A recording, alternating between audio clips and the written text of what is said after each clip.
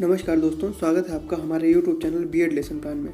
दोस्तों, इस चैनल के माध्यम से हम आपको अलग अलग विषयों की पाठ्य योजनाओं को उपलब्ध करवाते हैं और इसी क्रम में आज हम जीव विज्ञान विषय से संबंधित एक नई पाठ्य योजना लेकर आए हैं जिसका प्रकरण है विटामिन और इसके प्रकार। इससे पहले जीव विज्ञान विषय की 3 पाठ्य योजनाएँ हमारे चैनल पर उपलब्ध हैं, तो यदि आपने उन्हें नहीं देखा है तो आप प्लेलिस्ट में जाकर बायोलॉजी की आप उन वीडियोज़ को देख सकते हैं और अपनी पाठ्य योजना बना सकते हैं। इसके अलावा भौतिक विज्ञान, रसायन विज्ञान, गणित, हिंदी, संस्कृत, इतिहास और नागरिक शास्त्र की भी बहुत सारी पाठ्य योजनाएं हमारे चैनल पर उपलब्ध हैं, तो आप प्लेलिस्ट में जाकर उनको देख सकते हैं। यदि आपको उन विषयों की पाठ्य योजना बनानी है या यदि आपके दोस्तों को बनानी है तो आप उनको हमारे चैनल के बारे में बता सकते हैं। तो चलिए दोस्तों, आज की पाठ्य योजना शुरू करते हैं। और दोस्तों, यदि आप हमारे नए दर्शक हैं तो हमारे चैनल को जरूर सब्सक्राइब करें और हमारे वीडियो को भी लाइक करें। और दोस्तों, कमेंट करके हमें यह भी बताएं कि आप किस जिले से हमारा वीडियो देख रहे हैं। तो चलिए आज के वीडियो की शुरुआत कर लेते हैं। सबसे पहले हम पाठ्य योजना संख्या लिखेंगे सबसे ऊपर। उसके बाद दोस्तों यहाँ पर हम विद्यालय की हेडिंग देंगे और विद्यालय का नाम लिखेंगे। दोस्तों, यहाँ पर महाविद्यालय का नाम बिल्कुल नहीं लिखेंगे, यहाँ पर आप उस विद्यालय का नाम लिखेंगे जहाँ पर आप शिक्षण के लिए जाएंगे। तो यदि आपको अभी ज्ञात नहीं है और आप फाइल बना रहे हैं कि आपको किस विद्यालय में जाना पड़ सकता है, तो आप इसको अभी खाली छोड़ दीजिए, सिर्फ विद्यालय की हेडिंग देकर। उसके बाद दोस्तों इस तरह के आप ब्लॉक्स बनाएंगे जिसमें दिनांक, कक्षा, विषय, उप विषय, चक्र यानी कि कालांश और अवधि, ये सूचनाएं लिखेंगे। कक्षा के बगल में आप एक वहाँ पर वर्ग का कॉलम भी बना सकते हैं। तो दिनांक, जिस भी दिनांक को आप इसको पढ़ाएंगे वो आप अपने अनुसार लिखेंगे। जिस भी कक्षा में आप दोस्तों इस पाठ्य योजना को पढ़ाना चाहें तो आप 6 से लेकर कक्षा 8 तक किसी भी कक्षा में आप इस पाठ्य योजना को पढ़ा सकते हैं। तो आप अपनी कक्षा के अनुसार लिखेंगे। विषय विज्ञान, उप विषय में जीव विज्ञान या बायोलॉजी, चक्र यानी कि पीरियड, तो जिस भी पीरियड में पढ़ाएंगे वो आप अपने अनुसार लिखेंगे। और अवधि में दोस्तों 35 मिनट या 40 मिनट ही लिखेंगे, जिस हिसाब से ही पीरियड होता है। तो यदि गर्मी का मौसम है तो 35 मिनट लिखते हैं और ठंड में 40 मिनट, इसी प्रकार से लिखते हैं। तो प्रकरण में विटामिन और उसके प्रकार। तो दोस्तों प्रकरण लिखने के बाद में हम सामान्य उद्देश्य लिखते हैं।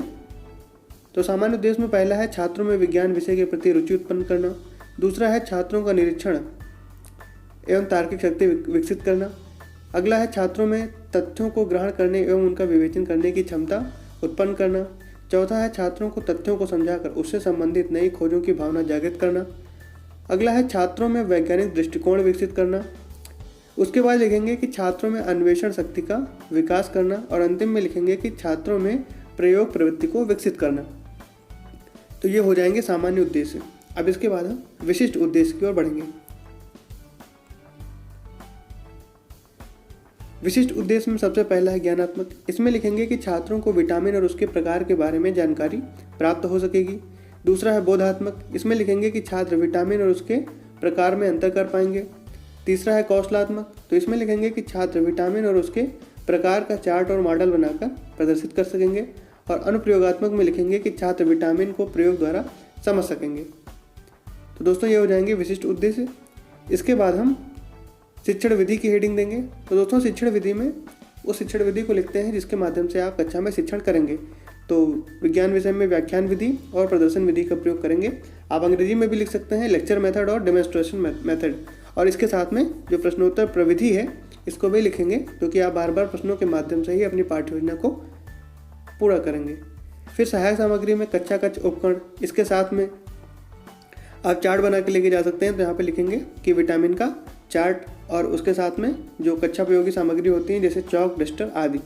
इसके बाद पूर्व ज्ञान में लिखेंगे कि सभी छात्र विटामिन के बारे में सामान्य जानकारी रखते हैं।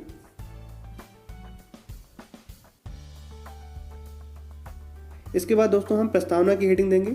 इसमें हम 2 कॉलम बनाते हैं। आप चाहें तो यहाँ पर छात्र अध्यापक क्रिया और छात्र क्रिया लिखें, चाहे या प्रश्न या उत्तर भी लिख सकते हैं। तो पहला प्रश्न लिखेंगे, फलों व सब्जियों का प्रयोग करते समय हम किस रूप में करते हैं। तो उत्तर में लिखेंगे कि फलों और सब्जियों का प्रयोग हम भोजन के रूप में करते हैं। फिर दूसरा प्रश्न है कि फलों और सब्जियों से हमें क्या मिलता है। तो इसमें लिखेंगे कि फलों और सब्जियों से हमें विटामिन और प्रोटीन प्राप्त होता है या मिलता है। और तीसरा प्रश्न करेंगे कि विटामिन क्या है। तो ये हो जाएगा समस्यात्मक प्रश्न। और इसी के अनुसार उद्देश्य कथन लिखेंगे। क्या लिखेंगे उद्देश्य कथन में कि छात्रों आज हम विटामिन और विटामिन के प्रकारों के बारे में अध्ययन करेंगे। तो दोस्तों उद्देश्य कथन की हेडिंग देने के बाद में यहाँ पर छूट गया है, यहाँ पर आप प्रस्तुतिकरण की हेडिंग देंगे इसी के बीच में। और प्रस्तुतिकरण की हेडिंग देने के बाद में यहाँ पर 3 कॉलम बनाएंगे, शिक्षण बिंदु, छात्र अध्यापक क्रियाएं और छात्र क्रियाएं। ध्यान रखेंगे यहाँ पर एक हेडिंग प्रस्तुतिकरण की जरूर देंगे। उसके बाद में 3 कॉलम बनाएंगे, शिक्षण बिंदु, छात्र अध्यापक क्रियाएं और छात्र क्रियाएं। यदि आप छात्र अध्यापिका हैं, ज़्यादातर हमारे चैनल का जो स्टैटिक्स है उसमें छात्र अध्यापिकाएँ वीडियो देख रही हैं, तो यहाँ पर आप स्लैश करके छात्र अध्यापिका भी लिख सकते हैं। तो उसके बाद में शिक्षण बिंदु में यहाँ पर विटामिन है। प्रश्न में लिखेंगे पहला कि हरी सब्जी व फलों में क्या पाया जाता है, तो इसमें लिखेंगे कि हरी सब्जी और फलों में विटामिन पाए जाते हैं। फिर दूसरा प्रश्न करेंगे कि विटामिन क्या होते हैं, तो ये हो जाएगा अस्पष्ट उत्तर। तो इसका आप स्पष्टीकरण देंगे, तो क्या लिखेंगे स्पष्टीकरण में कि विटामिन एक प्रकार का कार्बनिक यौगिक तत्व होते हैं, वही जो जीवन को बनाए रखने के लिए शारीरिक क्रियाओं को पूरा करने में मदद करते हैं। और यहाँ लिखेंगे कि सभी छात्र और स्लैश लगाकर छात्राएं ध्यानपूर्वक सुनेंगे। इसके बाद अगले शिक्षण बिंदु में विटामिन के प्रकार, तो इसमें लिखेंगे कि विटामिन कितने प्रकार के होते हैं, तो ये हो जाएगा अस्पष्ट उत्तर। छात्र क्रियाओं में या छात्रा क्रियाओं में लिखेंगे, तो उत्तर में लिखेंगे कि विटामिन 2 प्रकार के होते हैं, वसा में घुलनशील विटामिन और वसा जल में घुलनशील विटामिन। और यहाँ लिखेंगे कि सभी छात्र ध्यानपूर्वक सुनेंगे।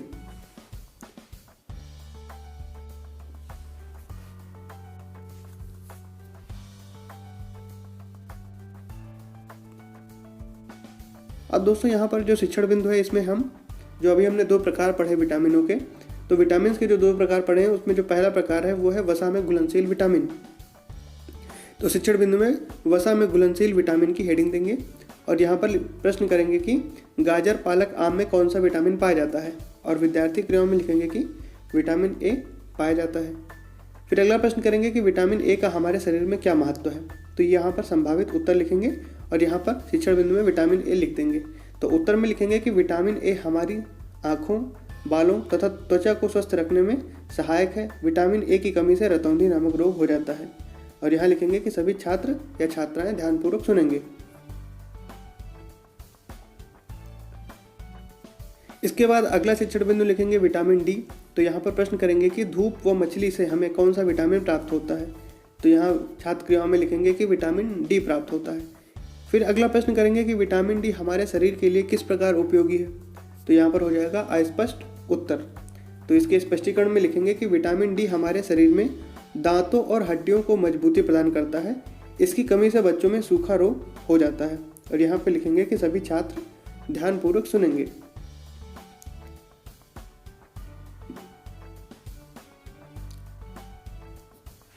इसके बाद अगले शिक्षण बिंदु में विटामिन ई के बारे में चर्चा करेंगे। तो यहाँ पर प्रश्न करेंगे कि वनस्पति में कौन सा विटामिन पाया जाता है, तो यहाँ पर लिखेंगे अस्पष्ट उत्तर। तो उत्तर में लिखेंगे कि वनस्पति में विटामिन ई पाया जाता है, इसकी कमी से जननांग प्रभावित होते हैं। और यहाँ लिखेंगे कि सभी छात्र ध्यानपूर्वक सुनेंगे। इसके बाद हम शिक्षण बिंदु में विटामिन के की हेडिंग देंगे। तो यहाँ लिखेंगे कि टमाटर, अंडे में कौन सा विटामिन पाया जाता है, तो यहाँ लिखेंगे कि विटामिन के जो है वो पाया जाता है।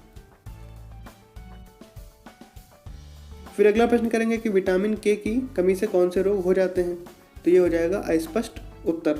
तो यहाँ पर स्पष्टीकरण में लिखेंगे कि विटामिन के की कमी से रक्त का थक्का नहीं जमता है।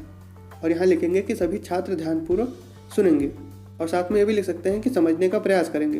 तो सभी छात्र ध्यानपूर्वक सुनेंगे और समझने का प्रयास करेंगे। इसके बाद जो हमारी विटामिन के जो 2 प्रकार थे उसमें जो दूसरा प्रकार था, तो पहला प्रकार था वसा में घुलनशील विटामिन और दूसरा प्रकार है जल में घुलनशील विटामिन। तो यहाँ पर अब हेडिंग देंगे शिक्षण बिंदु में जल में घुलनशील विटामिन। तो यहाँ पर प्रश्न करेंगे कि जल में घुलनशील विटामिन का नाम बताओ, तो यहाँ पे क्या लिखेंगे अस्पष्ट उत्तर। तो यहाँ पर क्या लिखेंगे कि जल में घुलनशील विटामिन, आप उत्तर में लिखेंगे छात्र अध्यापक क्रियाओं में विटामिन बी व विटामिन सी।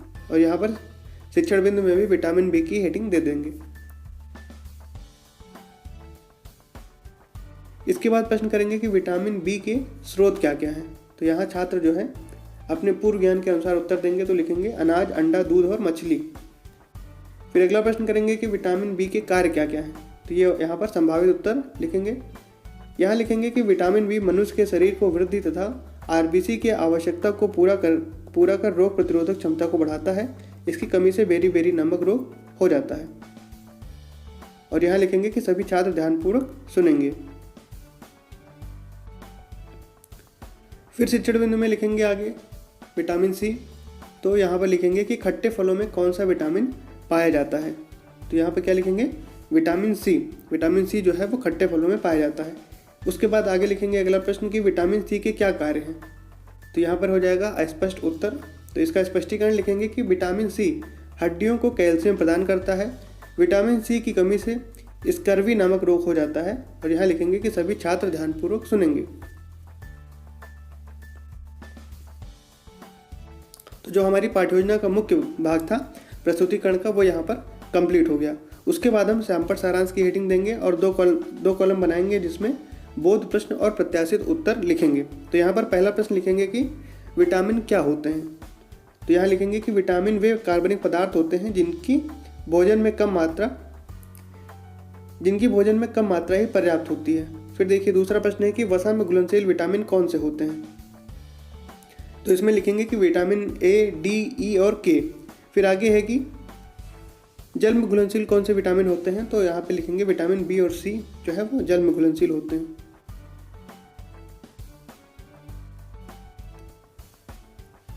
इसके बाद निरीक्षण कार्य की हेडिंग देंगे। तो यहाँ लिखेंगे कि छात्राध्यापक या छात्राध्यापिका छात्रों या छात्राओं को सैंपल सारांश कक्षा में लिखने का निर्देश देकर कक्षा में घूम घूम कर निरीक्षण कार्य करेंगे।